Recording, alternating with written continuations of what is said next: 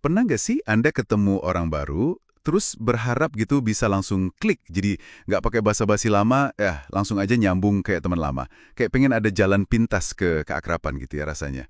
Nah, hari ini kita mau gali lebih dalam nih, satu pertanyaan menarik, gimana caranya bikin orang yang baru ketemu merasa kayak udah temenan lama sama kita? Dan bisa terjadi seketika gitu. Sumber kita kali ini dari beberapa ide kunci di buku komunikasi yang cukup populer, How to Talk to Anyone. Jadi misi kita sekarang, coba kita ekstrak beberapa teknik spesifik dari sana yang bisa langsung Anda pakai buat bangun koneksi instan. Oke, mari kita bedah bareng-bareng. Iya, yang menarik sebetulnya itu bagaimana kesan pertama itu kan cepet banget ya terbentuknya. Seringkali malah di level bawah sadar. Maksudnya, sebelum kita mikir panjang, kita tuh udah kirim dan terima sinyal-sinyal kecil. Lewat tatapan mata, mungkin postur, nada suara. Nah, sinyal-sinyal ini yang bikin rasa suka atau nggak suka, percaya atau curiga. Teknik-teknik di buku ini pada dasarnya kayak memanfaatkan respons emosional dan isyarat nonverbal itu tadi. Oke. Teknik intinya nih disebut halo teman lama. Ini kalau nggak salah teknik nomor 6 ya di bukunya. Idenya gini, pas Anda ketemu orang baru, coba deh bayangin dalam hati kalau dia itu teman lama Anda.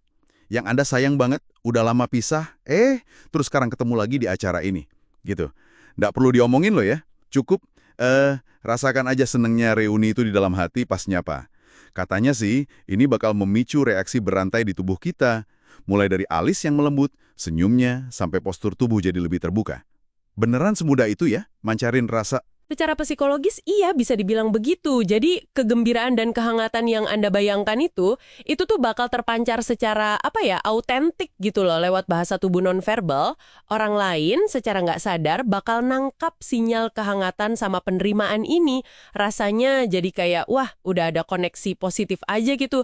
Padahal mungkin baru tercipta di benak Anda, tapi berhasil diproyeksikan keluar. Ini bukan soal pura-pura ya, tapi lebih ke mengkondisikan respon internal kita sendiri. Wah, menarik banget. Nah, buat nguatin ini, ada beberapa teknik pendukung nonverbal juga kan.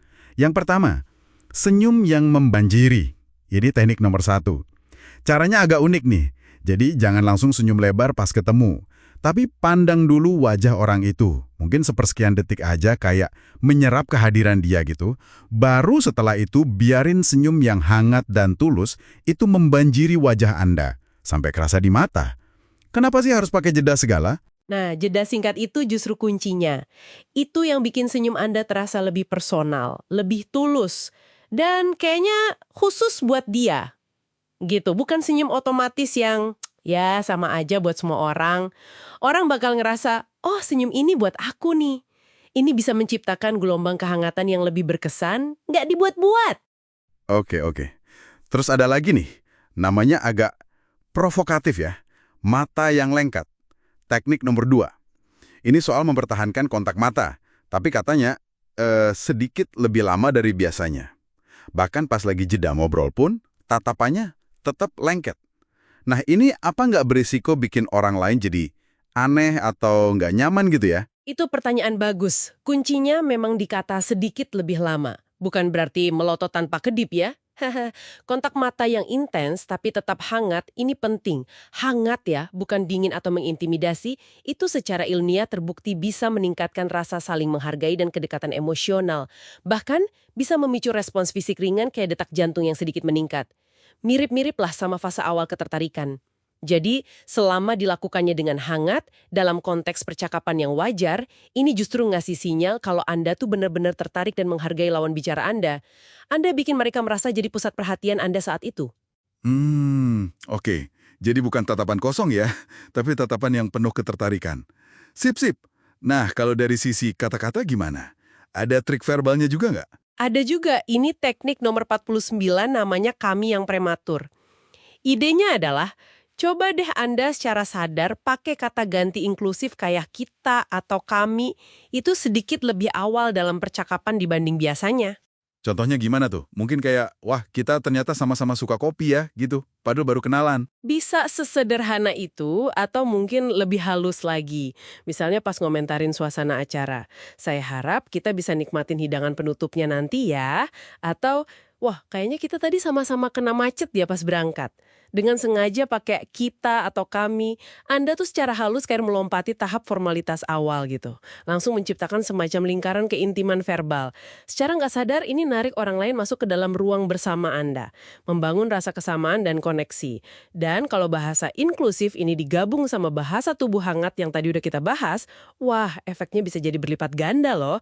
Anda kayak menciptakan kesan kohesi, nyambung gitu, di level verbal dan nonverbal barengan. Jadi ini bukan cuma satu trik aja ya, tapi kayak satu paket kesan gitu ya.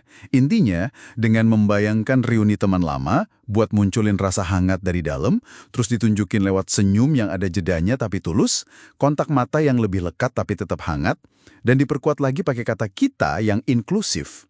Anda sebetulnya lagi, secara sadar, memproyeksikan sinyal-sinyal keakraban. Sinyal yang biasanya butuh waktu lebih lama buat terbentuk. Kayak ngehack sistem respon emosional orang lain gitu ya, buat bikin rasa familiar instan. Tepat sekali. Anda seolah mempercepat proses pembentukan ikatan emosional dengan pakai isyarat yang tepat. Tapi ya, ini juga membawa kita ke satu perenungan penting nih buat Anda yang mendengarkan. Seberapa besar sih peran niat tulus saat kita secara sadar menerapkan teknik-teknik komunikasi kayak gini? Di mana ya batasnya antara membangun hubungan secara otentik dengan keahlian interpersonal kita dan sekedar menerapkan trik buat dapat hasil tertentu? Nah, itu dia. Sebuah pertanyaan menarik untuk Anda pikirkan lebih lanjut ya. Sampai jumpa di pembahasan mendalam kita berikutnya.